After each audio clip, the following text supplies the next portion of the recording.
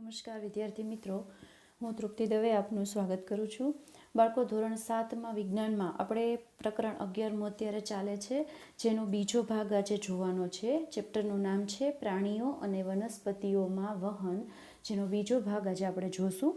આગળના ભાગની અંદર આપણે થોડીક બેઝિક જે માહિતી છે એ મેળવી લીધેલી હતી કે ખાસ કરીને આપણે સર્ક્યુલેટરી સિસ્ટમ એટલે કે મનુષ્યની અંદર પરિવહન તંત્ર વિશે માહિતી મેળવીએ છીએ, જેમાં રુધિર વિશે અને એના જુદા જુદા કણો વિશેની માહિતી મેળવેલી હતી કે રુધિર એટલે કે લોહીની અંદર અલગ અલગ પ્રકારના 3 કણો હોય છે અને એનું કાર્ય શું હોય છે આપણે જોયું હતું.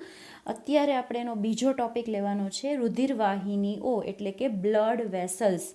તો આપણા શરીરની અંદર જુદા જુદા પ્રકારની રુધિરવાહિની જોવા મળે છે કે જેની અંદરથી લોહી પસાર થાય છે. આપણને એટલી ખબર છે કે આપણા આખા શરીરની અંદર લોહીનું પરિભ્રમણ થાય છે, પણ કઈ રીતે થાય છે, ક્યાંથી કયું લોહી કેવી રીતે પહોંચે છે એ આપણે સમજવાનું છે. અને એ પહોંચાડવા માટે જેમ આપણા ઘરની અંદર પાણીને નીચેથી ઉપર સુધી પહોંચાડવા માટે પાઇપલાઇન ગોઠવાયેલી હોય છે, જે તમે અત્યારે જનરલી બધા બાંધકામ એવા હોય છે કે કન્સીલ હોય છે, મીન્સ કે બાંધકામમાં સાથે લીધેલ હોય છે, બહારથી તમને કંઈ પાઇપ દેખાતા નથી. તો એવી જ રીતે આપણા શરીરની અંદર પણ ઘણી બધી પ્રકારની આવી જુદી જુદી રુધિરવાહિનીઓ જોવા મળે છે, જેમાં મુખ્ય 3 પ્રકાર એના પાડવામાં આવે છે. 3 પ્રકારની આકૃતિ અહીંયા આપણને આપેલી છે, જેમાં પહેલી છે આર્ટરી એટલે કે ધમની, બીજી છે વેઇન એટલે કે શીરા, અને ત્રીજી છે કેપિલરી કે જે એકદમ પાતળી વાળ જેવી રુધિર કેશિકાઓ એવો શબ્દ આપણે વાપરી શકીએ છીએ. તો આ 3 પ્રકારની ટોટલ રુધિરવાહિનીઓ હોય છે. અને આપણે શ્વસન તંત્રની જ્યારે વાત કરતા હતા ત્યારે આપણે એ જોયું હતું કે જ્યારે આપણે શ્વાસમાં ઓક્સિજન, શુદ્ધ ઓક્સિજન જ્યારે લઈએ છીએ ત્યારે ઓક્સિજન આપણા ફેફસાની અંદર ભરાય છે. આ ઓક્સિજન આખા શરીરમાં બધે સુધી પહોંચવો જરૂરી છે. એ પહોંચાડવા માટે આપણા લોહીમાં રહેલા રક્તકણ જવાબદાર છે, આપણે પહેલા વિડીયોની અંદર જોઈ લીધું. એ સિવાય રુધિર છે એ જુદા જુદા કોષોમાંથી જ્યાં એ ઓક્સિજન પહોંચાડે છે ત્યાંથી પાછો કાર્બન ડાયોક્સાઇડ ભેગો પણ કરે છે, અને એ કાર્બન ડાયોક્સાઇડ પાછો આપણે ઉચ્છ્વાસ માટે, જે આપણે આગળના ચેપ્ટરમાં જોઈ લીધું એ પ્રમાણે ઉચ્છ્વાસ માટે કે જુદી જુદી રીતે ઉત્સર્ગ દ્રવ્યો સ્વરૂપે શરીરમાંથી બહાર ફેંકે છે. તો અહીંયા આપણે આ 3 પ્રકારની રુધિરવાહિનીઓ વિશે વાત કરવાની છે. આપણી ટેક્સ્ટબુકની અંદર 2 જ પ્રકાર છે, ધમની અને શીરા. રુધિર કેશિકાઓ ડિટેલમાં આપેલી નથી, પણ બહુ પાતળી વાળ જેવી રચના હોય છે અને રુધિર કેશિકાઓ કહેવાય છે. તો 2 પ્રકારની રુધિરવાહિનીઓ વિશે આપણે માહિતી મેળવવાની છે, જેમાંની પહેલી છે ધમની, એને ઇંગ્લિશમાં આર્ટરીઝ કહેવાય. આપણે આગળ પરિવહન તંત્રની અંદર આવું જ એક પિક્ચર જોયેલું હતું, જેમાં 2 કલરની આવી ઘણી બધી વાહિકાઓ જોઈ હતી, અને મેં તમને ત્યારે એવું કીધું હતું કે જે રેડ કલરની છે એ ધમની છે અને જે બ્લુ કલરની છે એ શીરા છે. સમજવા માટે આપણે કલર જુદા પાડીએ છીએ, પણ સાથે સાથે એ પણ જોવાનું છે કે જે ધમની છે એ હૃદયમાંથી ઓક્સિજનવાળું રુધિર એટલે કે લોહી શરીરના જુદા જુદા ભાગો તરફ લઈ જવાનું કાર્ય કરે છે. એટલે હૃદયે જે લોહીને ચોખ્ખું બનાવેલું છે એ ચોખ્ખું લોહી એ શરીરના જુદા જુદા ભાગો સુધી પહોંચાડવાનું કાર્ય કરશે ધમની, એટલે કે એમાં હંમેશા શુદ્ધ લોહીનો પ્રવાહ વહેતો હોય છે. અને રુધિરનો પ્રવાહ એકદમ ઝડપથી, બહુ ફ્લો સાથે અને ખૂબ જ દબાણ સાથે એની અંદરથી પસાર થાય છે, કારણ કે હૃદયના ધબકારા સાથે એ રુધિર છે એ એકદમ દબાણ સાથે ફેંકાય છે. એટલે જે ધમનીની દિવાલ છે એ જાડી અને સ્થિતિસ્થાપક હોય છે. સ્થિતિસ્થાપક એટલે કે એ જરૂરિયાત મુજબ થોડી ઘણી ફ્લેક્સિબલ, નાની મોટી થઈ શકે.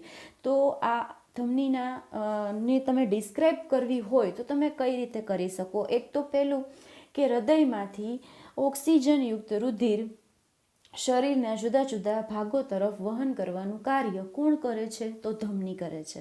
પછી રુધિરનો પ્રવાહ ઝડપી કઈ રુધિરવાહિનીમાં હોય છે? તો ધમનીમાં હોય છે. કઈ રુધિરવાહિનીની અંદર વધુ દબાણે રુધિર પસાર થાય છે? તો એ ધમનીમાં થાય છે.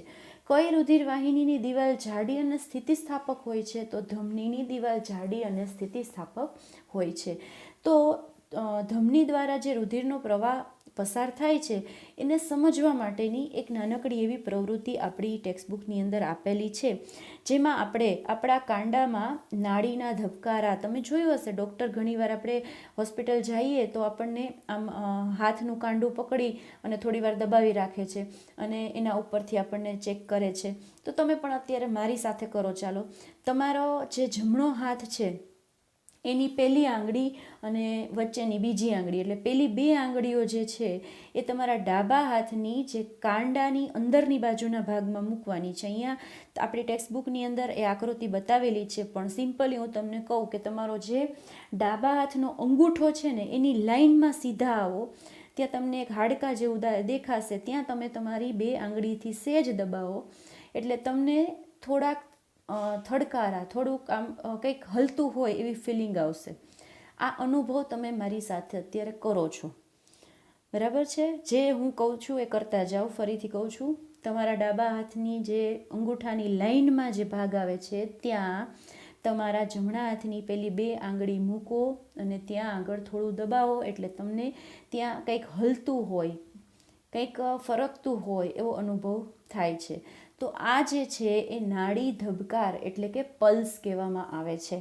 ઘણીવાર સાંભળ્યું હશે કે પલ્સ ઓછા થઈ ગયા અને પલ્સ વધુ થઈ ગયા, એટલે કે નાડીના ધબકારા, એટલે કે આપણા જે ધમનીમાં જે રુધિર જાય છે એ રુધિરના લીધે આ નાડી ધબકારા થાય છે. એટલે કે 1 મિનિટમાં કેટલા થાય છે એ નાડી ધબકારાની તમારે ગણતરી કરવાની રહેશે. ઘડિયાળ સામે રાખો, 1 મિનિટનો ટાઈમ નોટ કરવાનો છે એટલે સેકન્ડ કાંટો ફરતો જુઓ અને એ જ જગ્યાએ પાછો આવે ત્યાં સુધી તમારે આ કેટલાય વાર આ ધડકારા તમારા હાથમાં થયા એ તમારે ગણવાના છે.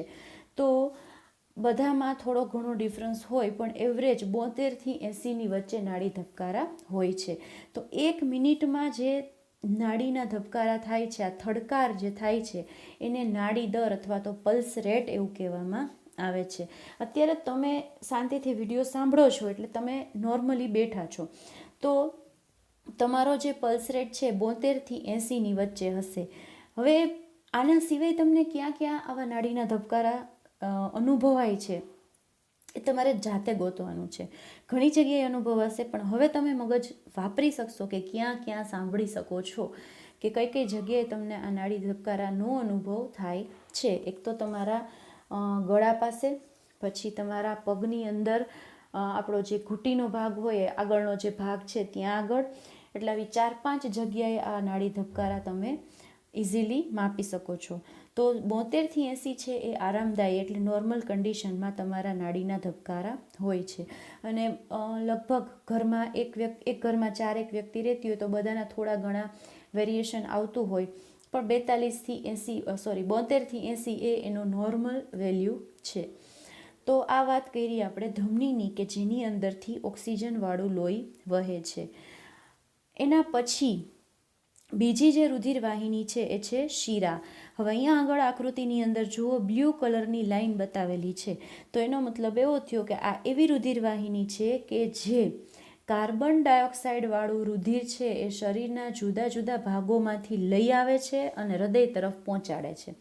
એટલે કે આખા શરીરમાંથી અશુદ્ધ લોહી અથવા તો કાર્બન ડાયોક્સાઇડવાળું લોહી ભેગું કરવાનું કામ કોણ કરે છે? શિરા. અને ક્યાં પહોંચાડે છે? હૃદય સુધી પહોંચાડે છે. એટલે શિરાની દિવાલ છે એ પાતળી હોય છે. ધમનીની આપણે આગળ જોયું કે જાડી હોય છે, તો એની કમ્પેરિઝનમાં શિરાની દિવાલ પાતળી હોય છે. અને શિરામાં પગના તળિયાથી લઈને બધેથી આખા શરીરમાંથી લોહી હૃદય તરફ જાય છે. આપણને ખબર છે કે હૃદયની જગ્યા ક્યાં છે, તો ત્યાં સુધી પહોંચે છે. એટલા માટે ઘણીવાર એવું બને, આ તમને અનુભવ હશે કે તમે પાઇપલાઇન જોડેલી છે પાણીની, તો બને કે તમે નીચેથી ઉપર તમારે પાણી ચડાવવું હોય તો તમારે બહુ પ્રોબ્લેમ થાય છે. મોટરની કે એવી કંઈક જરૂર પડે છે તો જ નીચેથી ઉપર પાણી ચડે. પાઇપલાઇનમાં સીધું ચડતું નથી ને જો ટ્રાય કરશો તો એ પાણી પાછું આવશે. તો આવું જ લોહીમાં પણ થઈ શકે. એ ન થાય એના માટે શિરામાં થોડા થોડા અંતરે વાલ્વ આવેલા હોય છે, જે એકચ્યુઅલી ચામડીની જેવી રચના છે કે જેમાં એક જ બાજુ એક જ દિશામાં લોહીનું વહન થાય, રિવર્સ આવી શકતું નથી. એટલે શીરાની દિવાલ પાતળી હોય છે, શીરામાં વાલ્વ આવેલા હોય છે, એટલે જે ખાલી હૃદય તરફની દિશામાં જ ગતિ કરાવડાવે છે એ ઊંધું પાછું આવશે નહીં. તો આ વાત થઈ શીરાની. હવે તમે બેયને કમ્પેર કરો તો ધમની ઓક્સિજનવાળું રુધિર આખા શરીરમાં પહોંચાડે છે, તો શીરા કાર્બન ડાયોક્સાઇડવાળા રુધિરને હૃદય સુધી લઈ જાય છે. ધમની છે એની દિવાલ જાડી હોય છે અને સ્થિતિસ્થાપક હોય છે, તો શીરાની દિવાલ પાતળી હોય છે. ધમનીમાં વાલ્વ હોતા નથી, શીરામાં વાલ્વ આવેલા હોય છે. શીરામાં શું કામ વાલ્વ આવેલા હોય છે? તો શીરામાં એટલા માટે વાલ્વ છે કારણ કે એ રુધિરને એક જ દિશામાં એનું વહન થવા દે છે, રિવર્સ જવા દેતું નથી. આ રીઝનથી એમાં વાલ્વ આવેલા હોય છે. ધમનીની દિવાલ જાડીને સ્થિતિસ્થાપક શું કામ છે? કારણ કે એમાં રુધિરનો પ્રવાહ ખૂબ ઝડપી છે અને ખૂબ જ દબાણ સાથે એમાંથી રુધિર પસાર થાય છે. એને એ દબાણને અને પ્રેશરને ખમી શકવા માટે એની દિવાલ જાડી અને સ્થિતિસ્થાપક હોય છે. તો આ બે વચ્ચેનો ડિફરન્સ આપણે જોઈ લીધો. એના પછી આપણે રુધિર કેશિકાઓની વાત કરી. તો રુધિર કેશિકાઓ એટલે શું છે કે હજી શીરા કરતાં પણ પાતળી અને આગળ જતાં, ધમની પણ આગળ જતાં નાની નાની વાહિકામાં વિભાજિત થાય અને શીરા પણ આગળ જતાં નાની નાની વાહિકાઓમાં વિભાજિત થાય છે, તો એને કેશિકા એટલે કે કેપિલરી કહેવામાં આવે છે. આ ત્રીજો પ્રકાર છે રુધિર વાહિનીઓનો.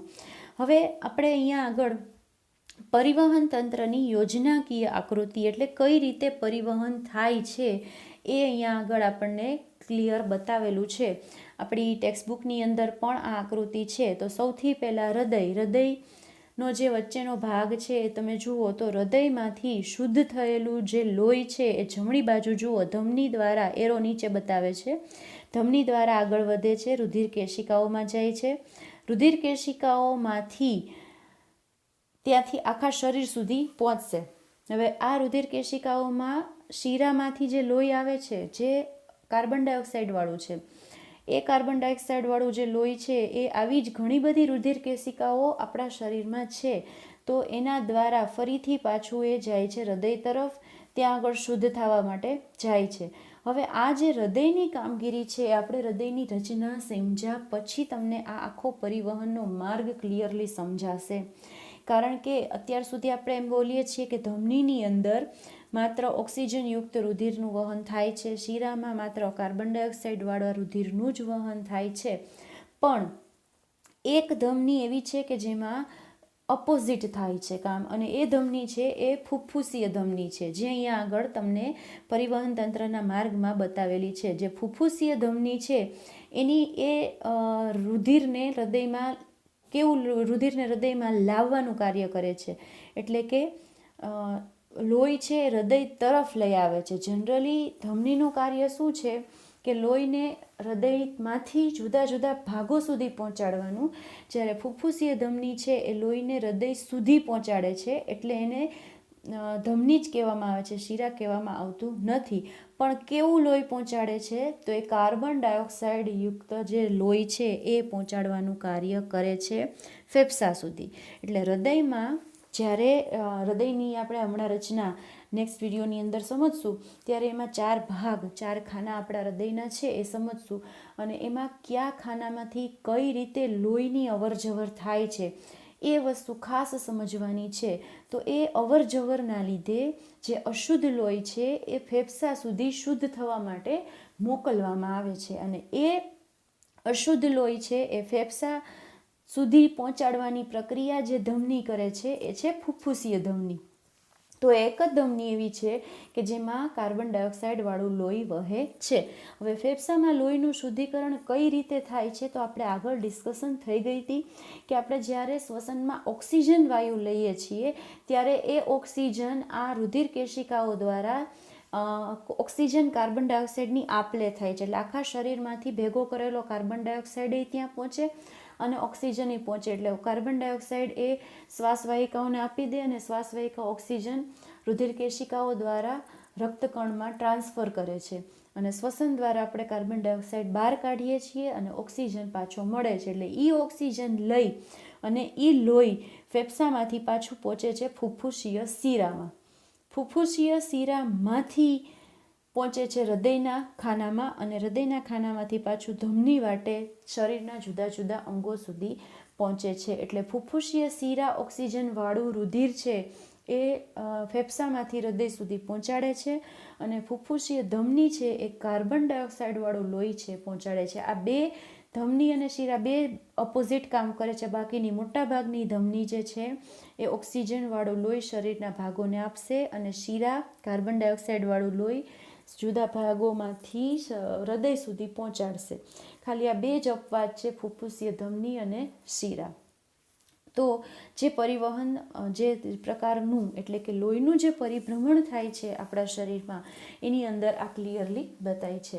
અહીંયા આગળ તમે આ બધી જ આકૃતિની અંદર ક્લિયર જોઈ શકો છો. ઉપર ફેફસા છે, આ બાજુ જમણી બાજુ ફુફ્ફુસીય શીરા, પછી ફુફ્ફુસીય ધમની, વચ્ચે હૃદય છે, ત્યાંથી શુદ્ધ લોહી, જો લાલ ભાગ જે બતાવે છે શુદ્ધ લોહી છે, મહાધમની દ્વારા શરીરના ભાગો સુધી પહોંચે. શરીરના ભાગોમાં જે કાર્બન ડાયોક્સાઇડવાળું લોહી છે એ મહાશીરા દ્વારા પાછું હૃદયમાં શુદ્ધ થવા જશે, ત્યાંથી ફુફ્ફુસીય ધમની દ્વારા ફેફસામાં જશે, ત્યાંથી શુદ્ધ થઈને પાછું ફુફ્ફુસીય શીરા દ્વારા હૃદયમાં, અને હૃદયમાંથી પાછું શરીરના ભાગો સુધી. તો આ સાયકલ સતત ચાલતું રહે છે. તો બાળકો, આજે આપણે ખાલી રુધિર વાહિનીઓ વિશે માહિતી મેળવેલી છે. નેક્સ્ટ વિડીયોની અંદર આપણે હૃદયની આકૃતિ જોવાની છે. તો નેક્સ્ટ વિડીયોમાં આપણે ફરીથી મળીશું. નમસ્કાર.